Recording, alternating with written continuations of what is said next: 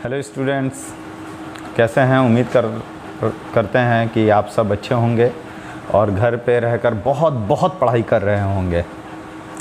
तो आज हम लोग चैप्टर 4 को कंटिन्यू करते हैं। ये हमारा सेकंड क्लास है और आप लोगों को लास्ट क्लास में जितना सम्स डिस्कस किया गया था आप लोग उससे प्रैक्टिस किए होंगे, ये उम्मीद करता हूँ मैं।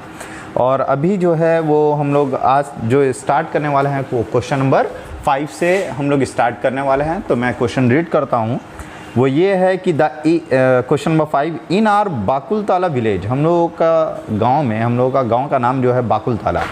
इन our Bakultala village a canal is cut whose breadth is 2 metre and depth is of 8 decimetre. एक कैनल है, एक कैनल को कट किया गया है और वो कैनल जो है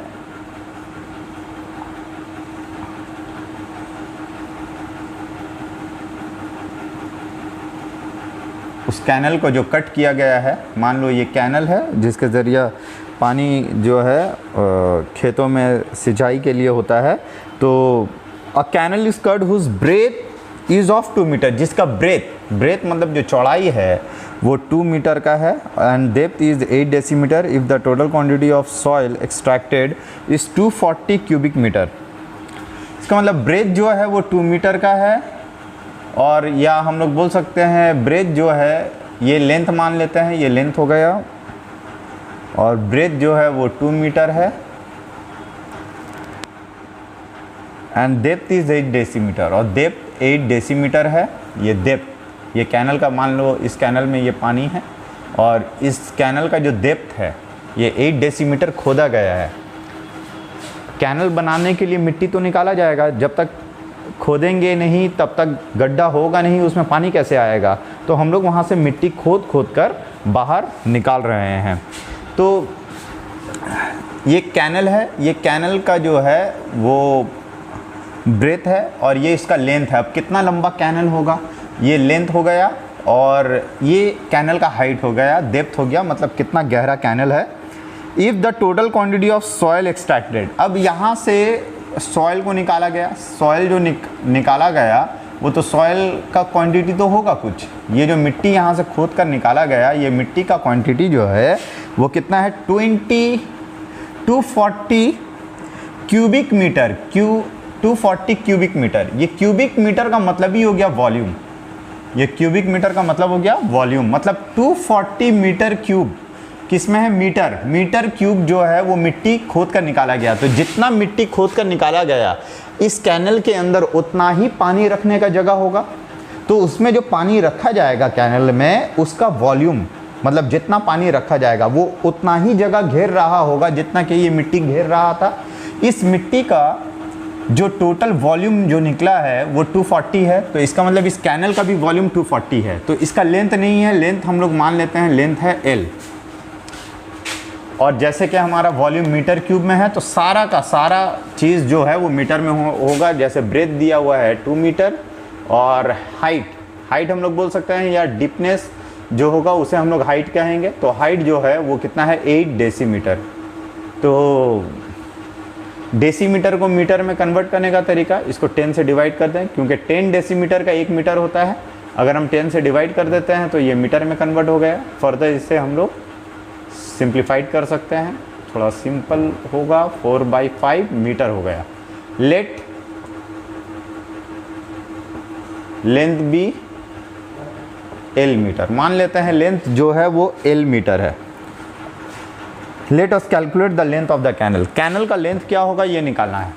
तो हमें तो पता है कि वॉल्यूम वी नो, क्या पता है भाई हमें ये पता है कि वॉल्यूम ऑफ कैनल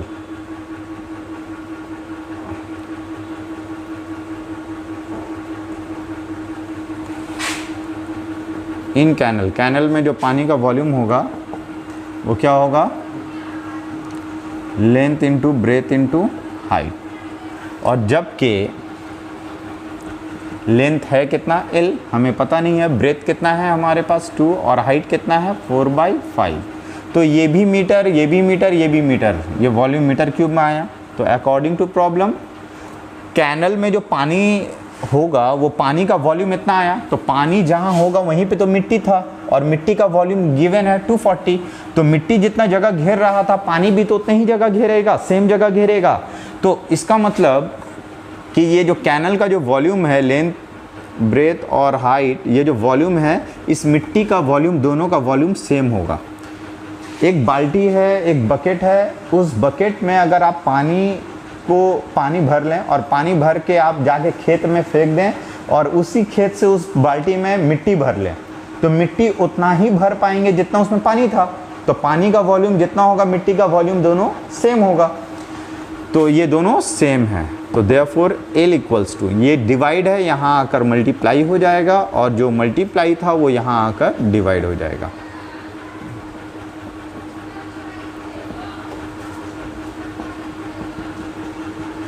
तो 150 मीटर लेंथ, इसका मतलब ये कैनल कितना लंबा है, ये कैनल 150 मीटर लेंथ का कैनल है। तो हम लोगों ने सीखा कि किस तरीके से हम लोग लेंथ निकाल पाएंगे अगर हमारा वॉल्यूम गिवन होगा। तो ये था क्वेश्चन नंबर 5। क्वेश्चन नंबर 6 हमें बोला ये है, if the length of the diagonal of a cube का ये खासियत होता है, इसका जितना ब्रेथ होता है उतना ही लेंथ होता है, उतना ही हाइट होता है, सेम होता है।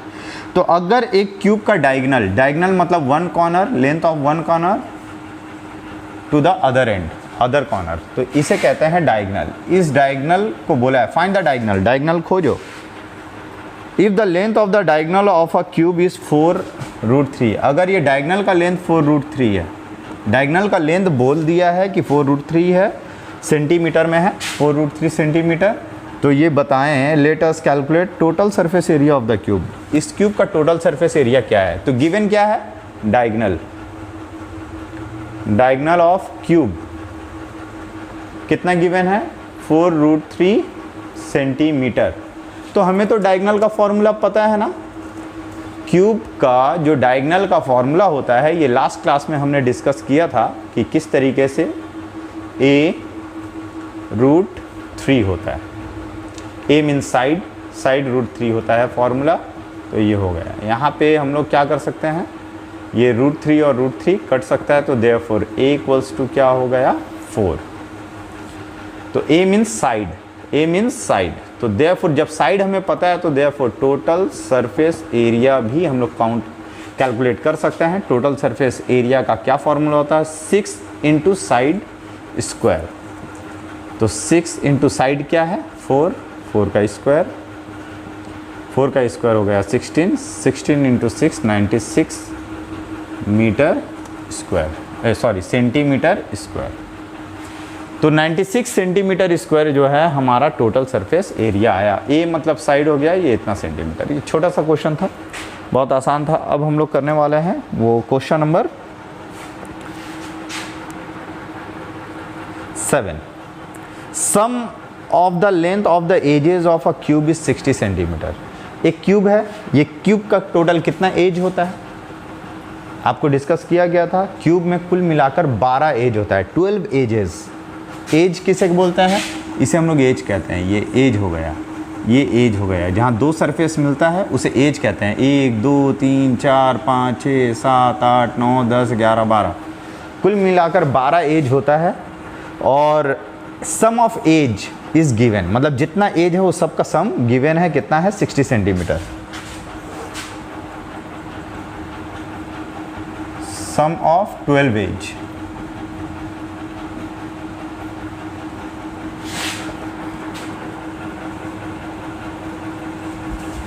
कितना गिवन है? 60। तो हमें लेट साइड बी ए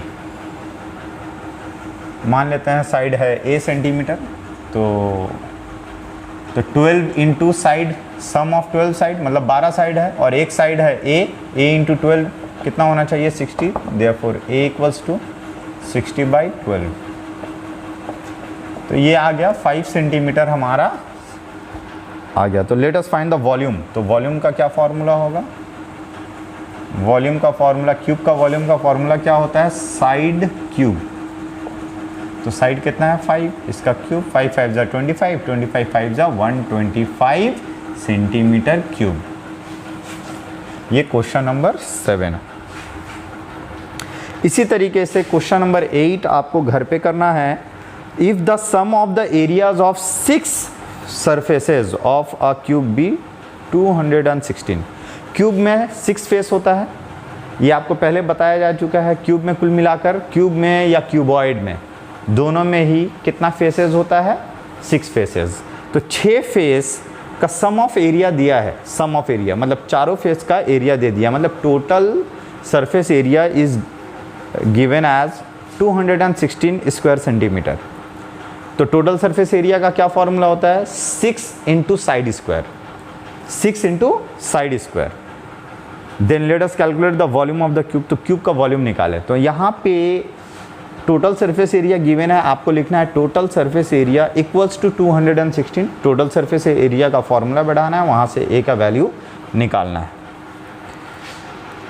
ये आपको घर पे करना है। क्वेश्चन नंबर 9 जो है वो मैं बता रहा हूँ। The volume of a rectangular parallelopiped is 432 square centimetre. It is converted into 2 cubes. इसे 2 क्यूब में कन्वर्ट कर दिया गया of equal volume. Then let us calculate the length of each edge of the cube. तो इसका मतलब volume, एक पैरेललोपाइप का जो वॉल्यूम है, एक पैरेललोपाइप का जो वॉल्यूम है, यहाँ पे क्वेश्चन नंबर 9 में बताया गया the volume of a rectangular parallelopiped is 432। एक रेक्टेंगुलर पैरेललोपाइप है, इसका कुल मिलाकर वॉल्यूम कितना है, इसका कुल मिलाकर वॉल्यूम है 432। अब बोला if it is converted into 2 cubes of equal volume. इसे अगर 2 क्यूब में बांट दें, 2 हाफ क्यूब, वो भी दोनों इक्वल क्यूब में अगर बढ़ जाए, तो अगर हम लोग इसको बांटते हैं तो ये यहाँ से बटेगा, और जब बटेगा तो वॉल्यूम 2 हिस्सा में हो गया, एक हिस्सा और ये दूसरा हिस्सा, ये पहला हिस्सा और ये दूसरा हिस्सा। तो ये वॉल्यूम डिवाइड हो सकता है। तो वॉल्यूम ऑफ क्यूबॉइड, ये क्यूबॉइड का वॉल्यूम कितना था 432 centimetre square, sorry centimetre cube होगा, क्योंकि ये वॉल्यूम है। आपके बुक में प्रिंटिंग मिस्टेक है, यहाँ स्क्वायर लिखा है तो आपको क्यूब करना है। तो therefore volume of each cube, हर एक क्यूब का क्या वॉल्यूम हो गया 432 डिवाइडेड बाई 2, 2 हिस्सों में बढ़ गया 216 सेंटीमीटर क्यूब। तो आपको तो पता है volume of each cube, cube का वॉल्यूम का फॉर्मूला क्या होता है साइड क्यूब। क्या होता है side cube. Volume of each cube, हर एक क्यूब का वॉल्यूम का फॉर्मूला होता है साइड क्यूब, विच इज 216। तो therefore side equals to root over 216, वो भी क्यूब रूट, क्योंकि ये क्यूब है तो क्यूब रूट। अंदर में कोई भी चीज़ अगर 3 बार आएगा तब बाहर आएगा। तो जैसे कि ये 6 इंटू 6 इंटू 6 होगा, 6 6 जा 36, 36 6 जा 216। तो रूट के अंदर 6 जो है वो 3 टाइम्स है, 3 बार है, तो ये बाहर निकल जाएगा, तो ये 6 हो जाएगा। तो 6 सेंटीमीटर हो गया ये आपका साइड। जब साइड आ गया है तो length of each edge of each, हर एक क्यूब का एज निकालना है। तो देयरफॉर एज जो साइड है वही तो ये एज हो गया, जो साइड है वही एज है।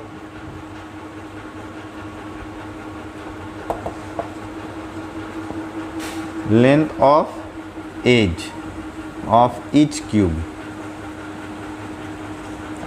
6 सेंटीमीटर, ये आपका हो गया आंसर। अब to question number 10। Question number 9 से पहले जितना भी सम्स है आपको होमवर्क करना है, और नेक्स्ट मेरे वीडियो क्लास में मैं बाकी के सम्स को डिस्कस करूँगा। Thank you.